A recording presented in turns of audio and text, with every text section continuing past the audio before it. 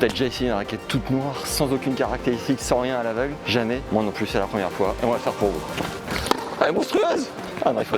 Ed nous a invités à Montpellier sur la TP 250 pour tester leur nouvelle raquette à l'aveugle. Dans le jargon, on appelle ça un black frame. Evan, le boss de la com France chez Ed, nous a présenté le programme et nous a aussi fait un bon refresh de l'intégralité de la marque.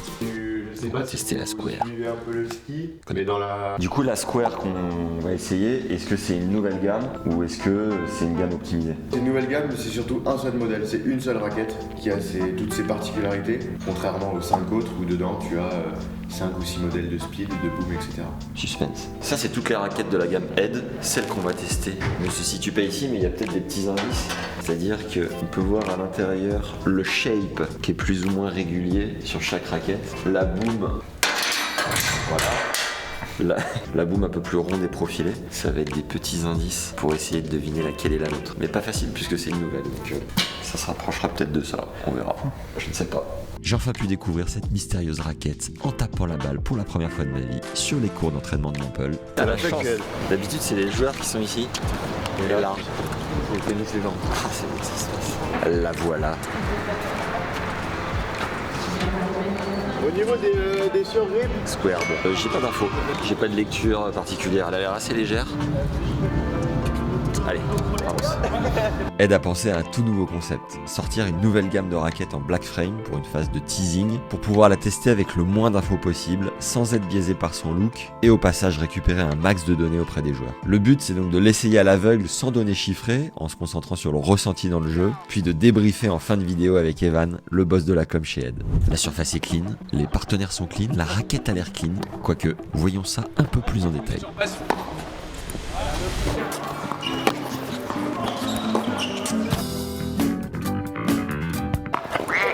Je la sens grave. Première balle sur mon coup fort, le revers. Ça part tout seul, c'est assez bluffant. Sur le coup droit, faut que je mette des cannes.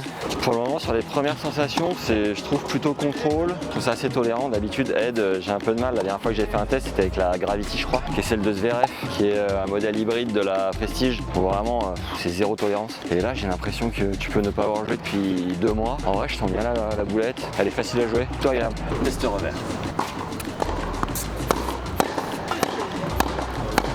Revers 8,5 sur 10. Test slice.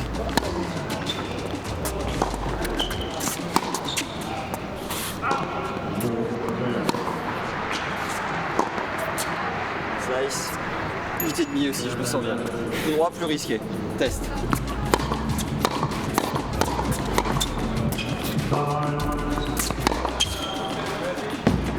Et demi.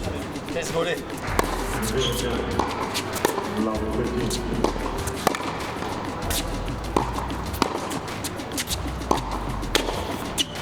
Ouais, je me sens plutôt bien. 8. Smash. Il est un piège.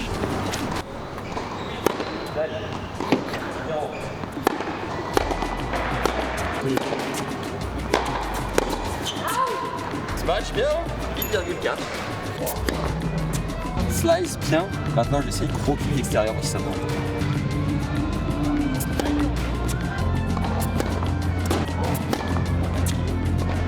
Bizarrement je la sens beaucoup mieux sur les effets quand j'essaie de moins en mettre. Juste pour être sûr, 2 dernières à plat. Parce que ça donne maintenant que je suis chaud. Dès que je me précipite au service c'est marrant. Il faut y aller gentil. Service 7, note moyenne 8. Très propre. Concours de slice avec Monsieur Marat, vamos. Pour augmenter la prise d'effet, la Square a un plan de cordage appelé ouvert. Les espaces entre les cordes sont importants, donc les cordes bougent plus et ça accroche davantage la balle. L'effet trampoline est aussi plus important, ce qui donne un peu plus de puissance. Et c'est en partie grâce au plan de cordage, qui est un 16-18, 16 cordes montantes et 18 cordes travers. Normalement, un plan de cordage traditionnel tolérant, c'est 16-19. Et sur cette raquette, Ed a fait le choix de retirer un travers pour ouvrir encore plus le plan de cordage et donc procurer plus d'effet à la balle. Malin. Ouais.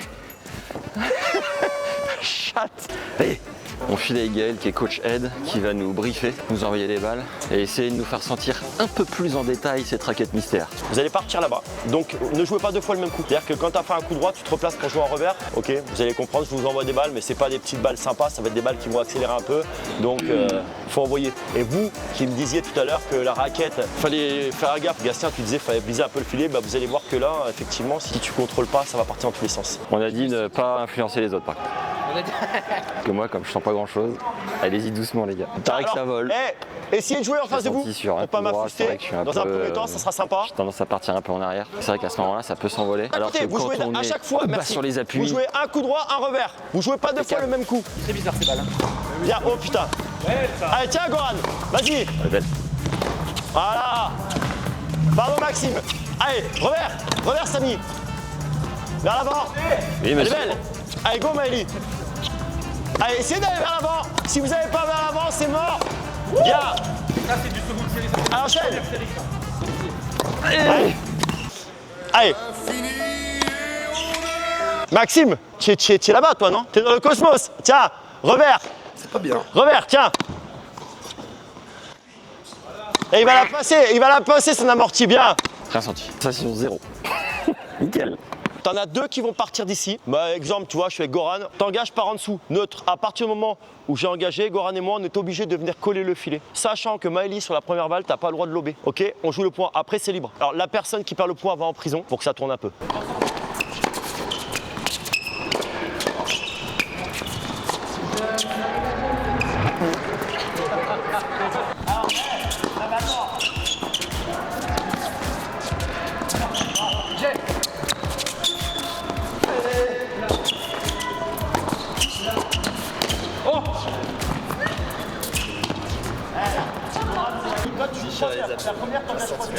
Débrief.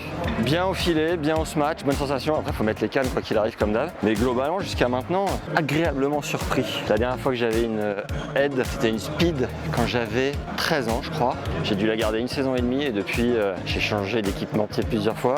Typiquement, c'est une raquette sur laquelle je pourrais aller. Je me sens vraiment bien.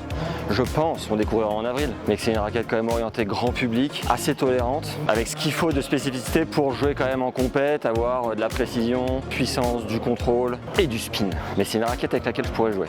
Et ça, c'était pas gagné. Gaël, donne-moi un conseil pour mon coup droit, s'il te plaît. Je refais 5 frappes, je vois si ça marche. Alors, moi, si j'étais toi, regarde bien, changerais tout. regarde, fixe le regard à l'impact et essaie de l'arrondir un peu, essaie de la recouvrir un peu plus cette balle. Mais en moins, par contre, fais-la tourner un peu plus, ok? Essaye, prends une marge de sécurité quand tu frappes.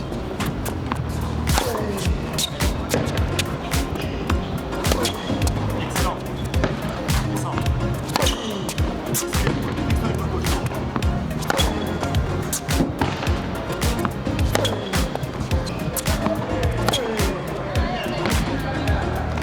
J'ai la main qui reste là et qui me bloque. Ouais. Je sais pas comment la dégager cette main. Alors ça, C'est un truc à déconstruire. Le but, quand t'as commencé le tennis à 50, t'es resté là, c'était la roture. Tu vois, c'est le mec qui rattrape la raquette derrière.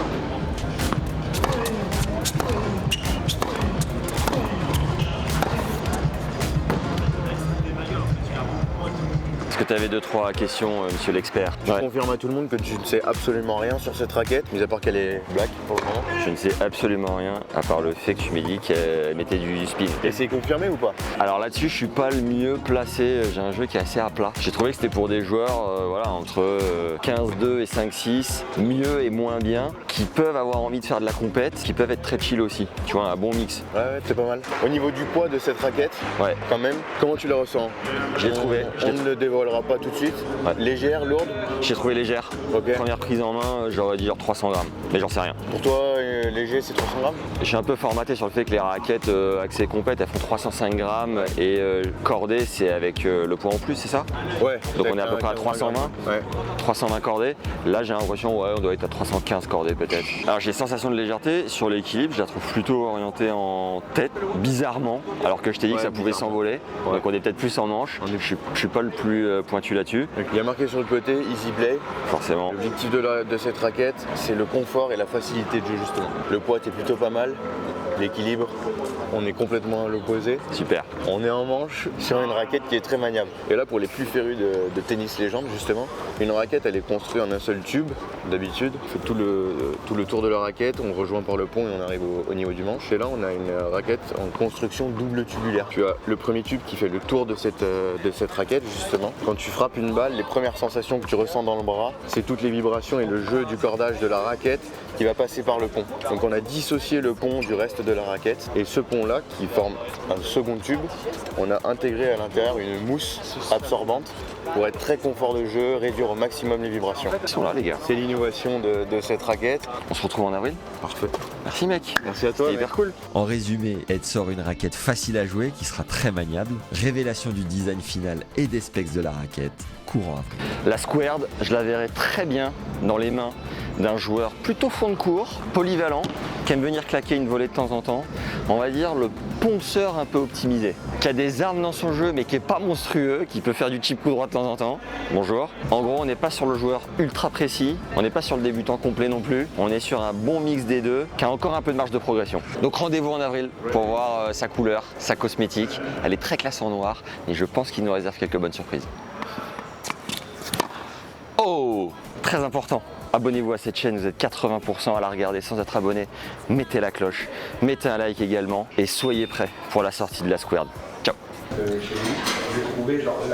C'est ça qu'on va tester. C'est carré ou pas?